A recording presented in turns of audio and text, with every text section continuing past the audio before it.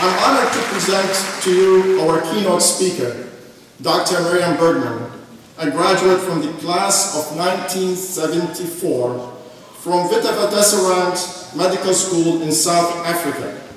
Dr. Bergman is a physician who has developed a passion for dental health. In 2009, I traveled with Dr. Bergman to Dar es Salaam, Tanzania, where she successfully took on the mission to renovate and build the dental school at Muhimbili University of Health and Allied Sciences. She is impressive in her determination to help others. Dr. Bergman is highly respected by the government in Tanzania and by President Kikwete of the Republic of Tanzania. We are entering a new world practice in a new era in healthcare where dental and medical services will be coordinated and integrated. Dr. Bergman will focus her remarks on this new world which you will face over the next decades when you practice. Please join me in welcoming Dr. Bergman. Thank you for your kind introduction, Dean Ismail. I want to thank you, the distinguished faculty of the Kornberg School of Dentistry at Temple University, the many guests in attendance today, and especially the 2012 graduating class. Congratulations on this wonderful educational and professional achievement. When Dean Ismail invited me to deliver today's commencement address, he asked me to share with you a vignette that inspired me to become involved in global oral public health. After practicing as an intensive care doctor and pulmonary specialist for more than 2 decades, I returned to graduate school and earned my master's in public administration in 2006. As part of my nonprofit work with Miracle Corners of the World, a youth empowerment organization, I work with young dental outreach participants and the oral public health sector to help shape the direction of MCW's oral health projects in Tanzania. Through my husband Stanley, the chairman and CEO of Henry Schein, the world's largest provider of products and services to office-based dentists, I have had the opportunity to meet and work with oral health advocates from the dental industry and educational sector. And as a healthcare professional, I am, of course, aware that the mouth is an important part of the body and that oral health is closely connected with general health. In January 2011, at the World Economic Forum in Davos, Switzerland, Secretary General Ban Ki-moon announced that a summit on non-communicable diseases, or NCDs, would be held at the opening of the United Nations in September 2011.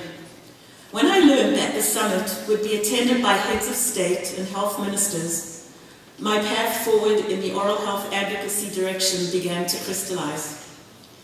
This would be an historic summit where worldwide policymakers would meet to discuss how to address the increasing global threats of 4 major chronic disease categories, NCDs that plague more than 60% of the world's population. I could not comprehend why oral health was not on the agenda. For more than 90% of the world's children suffer from caries. Oral cancers are the 8th most common cancer worldwide, and oral diseases share common risk factors with the 4 important NCDs that were on the agenda. So why was oral health not part of the discussion?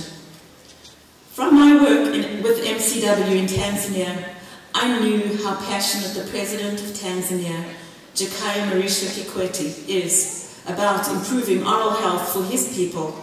And I knew that it would take nothing less than the strong will and commitment of the head of a UN member state to highlight the importance of oral health at this high-level UN event. MCW and the Tanzanian United Nations mission worked together to garner the timely intervention of President Kikwete and to secure support by the World Health Organization, the FDI World Dental Federation, the United Nations Development Programme, and the health ministers of Sweden and Australia. Together, we worked to ensure the inclusion of oral diseases in the important outcome document from the UN's NCD Summit. That first-hand experience taught me that well-planned advocacy really works, and that it is truly possible to make a difference. For although we all know that oral health and general health are connected, as a result of our advocacy and collaboration, there is a new momentum and an ever-increasing realization of the importance of this link. Today, I wish to stress the vitally important role that each graduate here must play in the continuum of healthcare and in oral health advocacy in the years to come. I know how fast dental innovation is advancing, and that your generation of dental practitioners will use emerging technology to revolutionize the practice of dentistry in the years to come. And I share the commitment of the Kornberg School of Dentistry to expand access to care among the underserved in our local communities and in the developing nations around the world. As a fellow healthcare professional, I firmly believe that we must continue to be inspired and to dream. We must remain committed to using our training and our talents to advance public health and provide the best care possible for our patients. And we must advocate for oral health on behalf of our patients and for all people. As graduates of the Kornberg School, you have benefited from a visionary leader in Dean Ismail and from a skilled dental faculty. The training you have received here at Temple places you among the elite tier joining the profession. You are entering dentistry at an exciting time of great opportunity. There is tremendous demand for your services and will continue to be for many years to come. Whether you choose private practice or public health, you will be healthcare leaders in your communities, states, and countries. As you begin your exciting journey, please remember the words of Dr. Albert Schweitzer. I don't know what your destiny will be, but one thing I know, the only ones among you who will be really happy are those who have sought and found how to serve. Each graduate today will be very busy professionally. It will be easy to be swept along by the day-to-day demands of your practice. But it is important for each of us to make time in our lives to continue to serve society. Healthcare professionals who consistently say they are fulfilled in their professional lives are the ones who have found a way to give back to society in some way or another. Some work in local clinics. Some devote time to healthcare outreach missions in developing nations. Some donate a portion of their service fees to charity. There is no single path, only a shared commitment to an overall goal. As graduates of the Kornberg School of Dentistry, this is not a new idea to you. Dean Ismail and the Kornberg faculty are wonderfully active and vocal examples for giving back, and there have been numerous opportunities for you to do so during your time here. Dean Ismail and the faculty have encouraged you to be leaders of change and innovation. Please extend this commitment to the area of social responsibility. Find a way to make a positive change in the lives of those who desperately need it.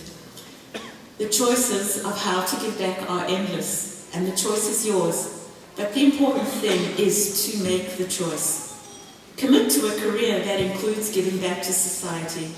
Look inside yourselves, envision the change that you want to make in the world, and remember that Gandhi once said, "We must be the change we wish to see." He also said, the best way to find yourself is to use yourself in the service of others. As you move from here today to find yourself in a successful and satisfying dental career, please also take the time to occasionally lose yourself in giving back to society.